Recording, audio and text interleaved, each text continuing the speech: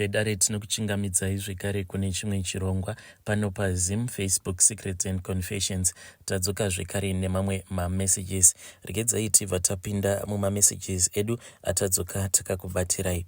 Hanzi bakadi zvenyu mukoma nashe, ndinokumbirawo kuti munge muchizondipotsterawo nyaya yangu. Inini mukoma ndingangoti Range Rover iyo yainge yakatengwawo neumwewo muchinda uyo ainge achigarawo muraini umo mandainge ndichigara kuno kuJoni yakandiparira because munhu wekuti ainge achingorarama ka soft life kainge kaine ka pressure mukati. So this guy ndakabva ndangozvibvunza kuti since is munhu wekuti ari kurarama a soft life, if you associate with friends that are wealthy, newewo unozogumisidzirawo wava nemari dzako because upfumi ndo zvaunoita. Upfumi kana ukawirirana nevanhu vanenge vaine upfumi hwavo, newewe unozogumisidzira wavawo netwumari twako. So I then started pushing myself into this guy's life, and it was not easy in the beginning of our friendship.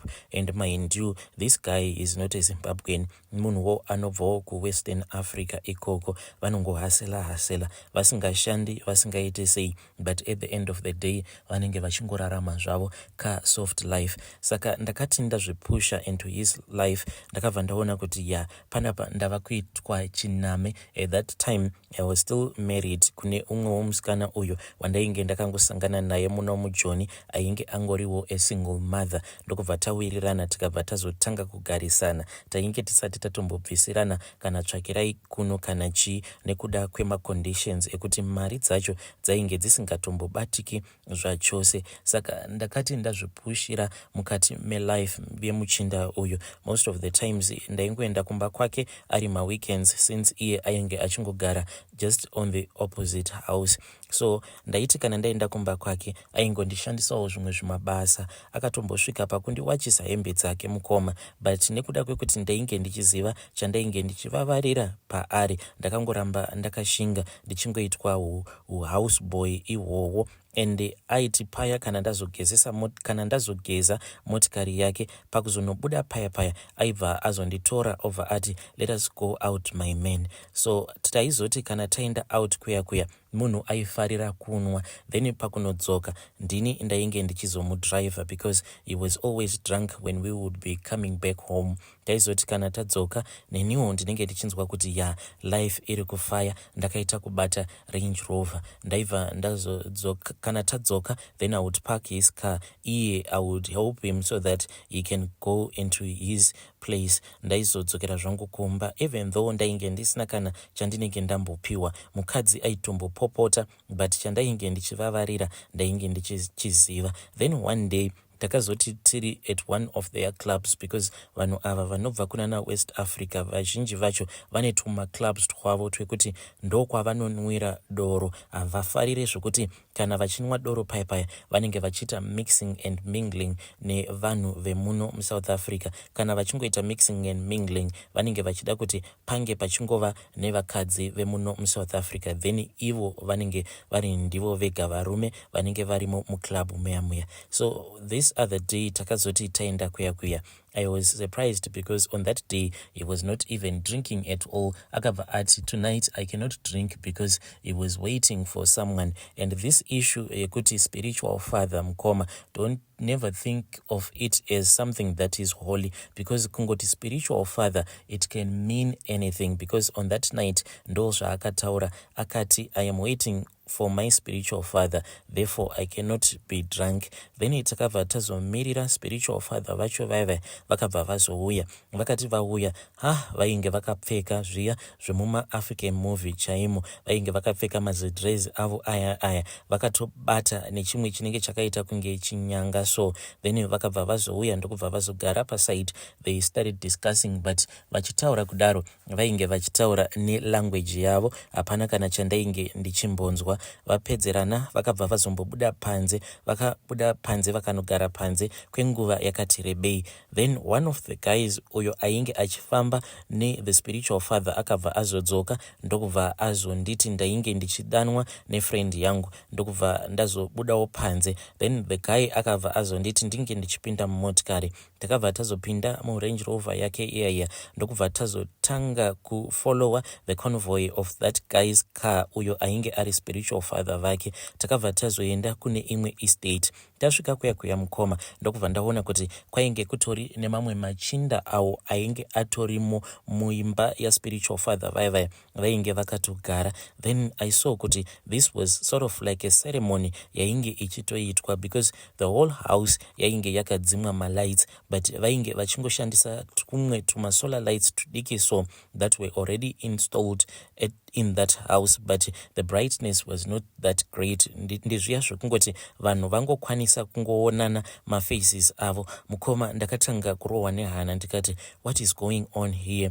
Then my friend ndopa akabva azoti this guy I know him, he is from Zim. That guy akabva azoti kwandiri you have been my friend and I have seen kuti uri munhu ari very honest. Akabva andiudza kuti pose paya pandaimbokusiya uchitsvaira mumba mangu I had been placing money around the house just tempting you, and this was the truth because dzimwe nguva ndaitoti paya paanenge andiudza kuti go and take hembe dzangu unge uchidziisa muwashing machine, waitoona kutoti dzimwe dzehembe dzacho idzo dzaanenge akangokanda pacouch especially mumatrousers munenge muine mari, and at given times kazhinji kacho mukuzonoburitsa mari waitoona kutoti munenge muine kana 10,000 rands kana wazosecha hembe dzose. Saka inini ndiri munhu wekuti ndakangogara ndangodzidziswa kuti chemunhu achibatwi. So this guy akabva ati he wanted to reward me, and the way that he wanted to reward me ainge achida kuti ndinge ndichizojoin now into their brotherhood. Ndakabva ndati this brotherhood haizondikanganisiri here, zvinhu zvacho hazvizodi ropa here or things like that. Then ivo vakabva vangotanga kungoseka. Ipapo I was never given a clear answer. Ndakabva ndazojoiniswa into their brotherhood. Majoinisirwo acho andakaitwa Mukoma ndeyekuti pane rimwe coffin iro rinogara muimba macho maspiritual father ivavo. Ndakabva ndazonzi ndinge ndichienda kunopinda mucoffin muya. Ndakati ndapinzwa mucoffin muya, then vakabva vazovhara that coffin, but amazingly even though vainge vakavhara that coffin ndikatonzwa vachitoscrewa the screws on that coffin, asi ndaitokwanisa kutofema. I don't know how it was possible, but ndakatokwanisa kutofema. Vakazoti kwapera chinguva chakati rebei. At that time I had already lost consciousness of time.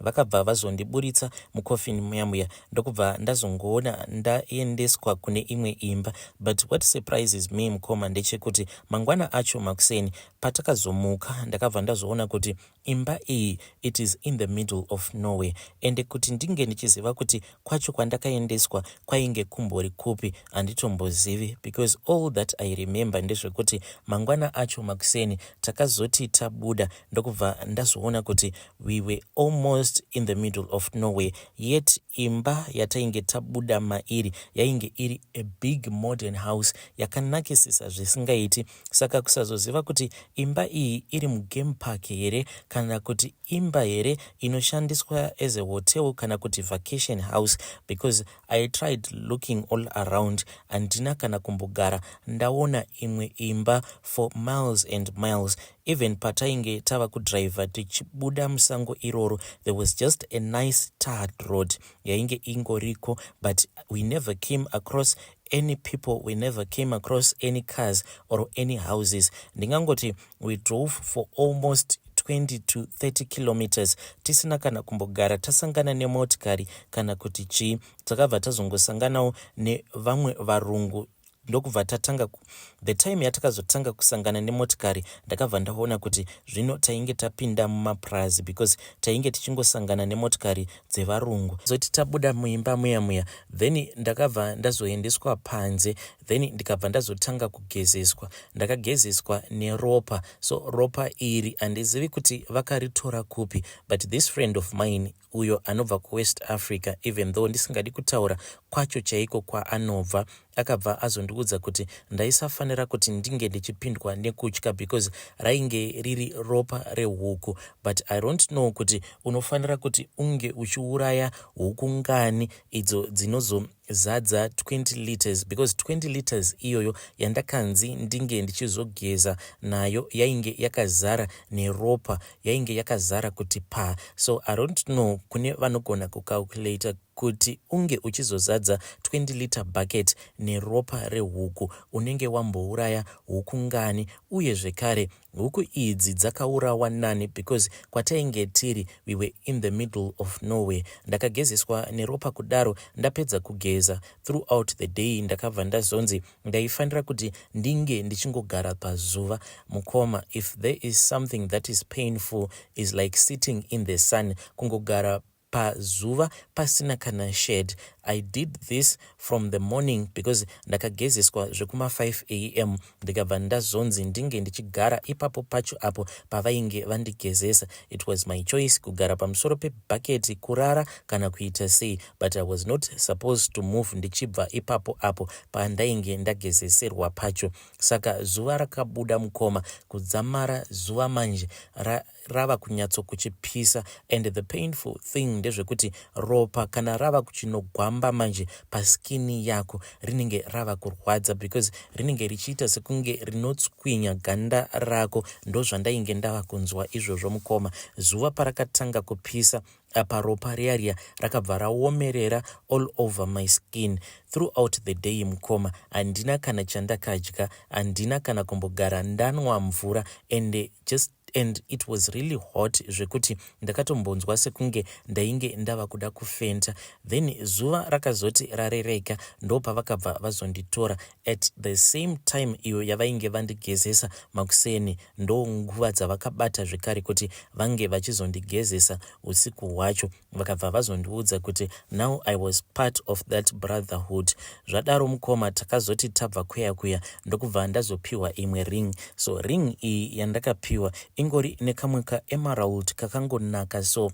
And after ndapiwa ring iyi, I then started noticing kuti vanhu vazhinji vanawo marings awa. Zvisinei kuti vanhu vacho vanenge vachibva kunyika dzipi, but I have noticed kuti vanhu vakatoti one day vanawo marings iwawo, ende vazhinji vacho vanawo marings ava havasi vanhu vemhanga-mhanga. Haumbofi wakasangana nemunhu wemhanga-mhanga akapfeka ring iyi. Marings awa mukoma, kuti ndinge ndichizotanga kumanotisa, it is because of the places that this guy started taking me to, like your expensive restaurants nekunzvimbo dzimwewo dzekungoti kunongoenda vanhu vane mari dzavo. And I have witnessed vamwe vanhu vanotobva kuzimu, like makatogara murestaurant muya obva watonzwa vanhu vachitotaura chekwedu chekwasadza. Then when you check them obva watoona kutoti vanhu ava vanenge vakatongopfeka the same ring iyo yandakapiwa. Zvadaro mukoma, at that time ndainge ndisati ndatanga kuita mari,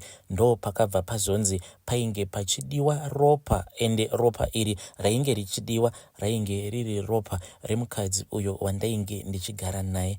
This was a painful thing for me to do, but anyways it had to be done because already ndakabva ndaudzwa kuti ndainge ndatosaina a death contract naSatani kana kuti nerufu. Vakati ndainge ndasaina death contract nerufu paya pandakapinda mucoffin. Hanzi nguva yose iyo inini yandainge ndichifungidzira kuti I was breathing very well, aiwa ndainge ndatombofa. Saka ndichinofa kudaro, hanzi ndakabva ndazoenda into the kingdom of death. Ndakazoti ndaendeswa into that kingdom of death, then I had to pay for my soul with my life, meaning kuti in this life anything that I want I am going to get it because already ndakatobhadhara nesoul yangu. And no matter what, at the time when death has come back to take my soul, then I would have enjoyed this life. Ndo maudzirwo acho andakaitwa iwawo kuti chose chandichada pasi pano pezuva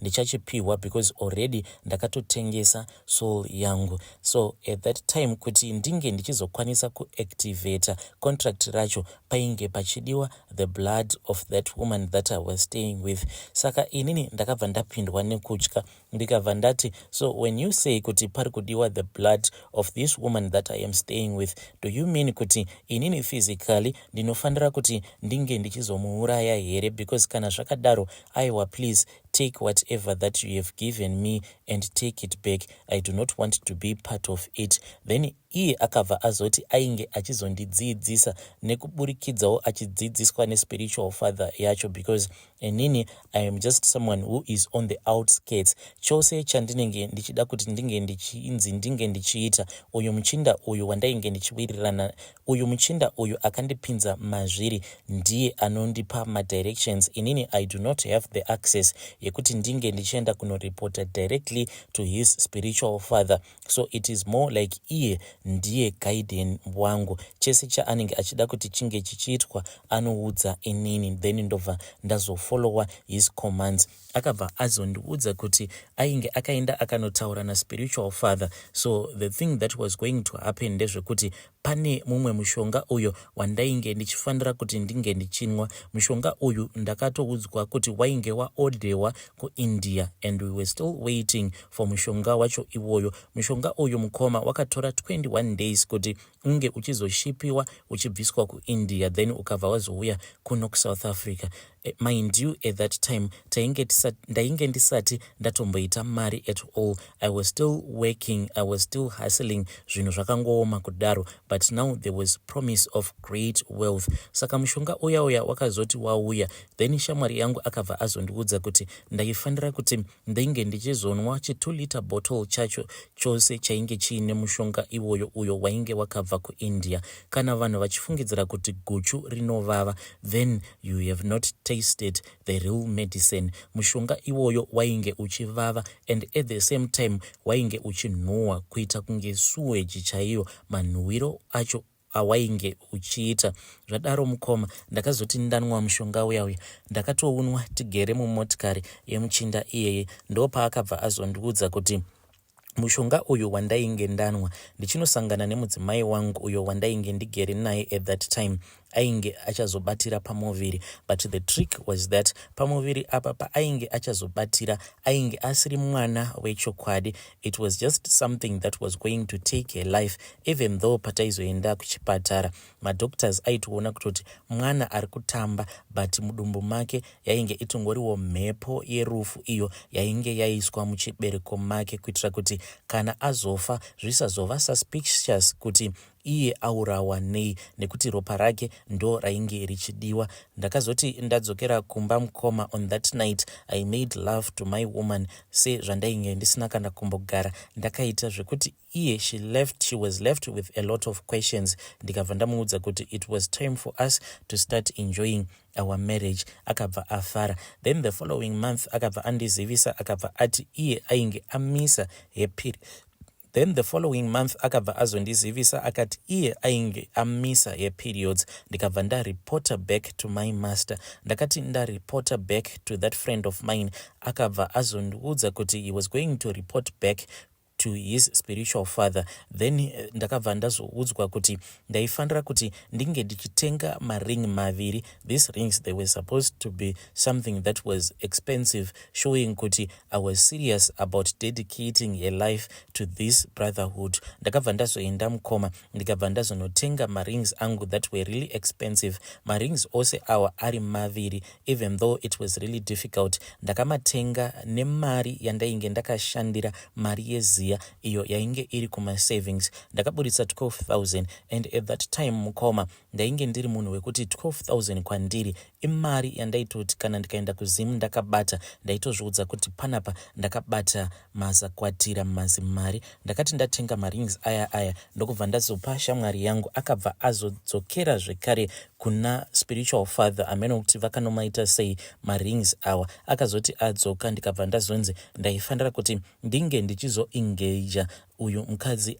wandainge ndichigara naye uyo ainge aine pamuviri, kuitira kuti in the spiritual world zvinge zvichizozivikanwa kuti zveshuwa this woman belongs to me. Iyewo akabva afara pandakamuitira ka surprise engagement. Just it was the two of us, takangoendawo kurestaurant ndokubva ndanoita ka surprise kangu, akabva afara. Zvadaro mukoma ring yake akabva azoishaya. Ring iyi yakangouya ikatorwa nezvinhu zvevanhu ava huri usiku. mangwana acho makuseni she woke up without that ring on her fingers. Saka kutorwa kwakaitwa ring ikoko yainge ichitoenda kunogadzirwa as a token yekurakidza kuti inini ndainge ndabvuma kuti ndinge ndichizomusacrifice life into the brotherhood. Mukoma mimba yakazoti mukoma nhumbu yakati yakura, then yakabva yazotanga kurwadza. This was in her 9th month. Akazoti aenda kulabor, mwana uyu akabva azonzi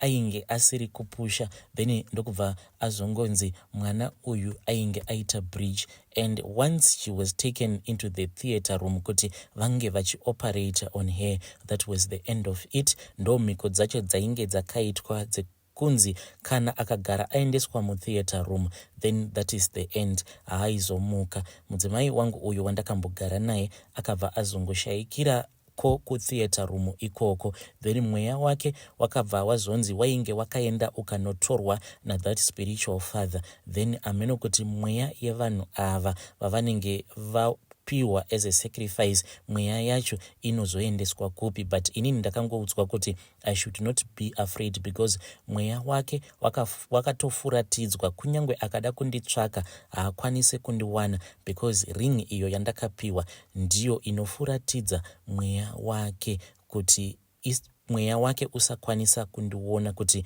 ndiri kupi. So mukoma mudzimai akati ashayika kudaro, then ndokubva ndachizotanga manje kuita mari. Ndakati ndaita mari ndo pandakabva ndazokonektana zvekare nehama dzake idzo dzainge dzakambondiramwira, but sezvo vakangoona kuti munhu wacho munhu ainge asitongorinawo mari, vakabva vangotorawo mutumbi wehama yavo vakabva vazouradzika. Then ndakati ndaita mari, I then told myself kuti let me try to do something small for them. Ndokubva ndangovaitirawo izvo zvandakavaitira, ndisingadi kutaura zvandakavaitira, just in case nyaya yangu kana ikazonzwika kune vamwe kuda vanozokwanisa kususpekta kuti isusu ndo zvatakaitirwa izvi, asi I just connected with them, ndikangovaitirawo zvidiki izvozvo zvandakavaitira, just to thank them for the sacrifice of their daughter, the sacrifice that she did in my life.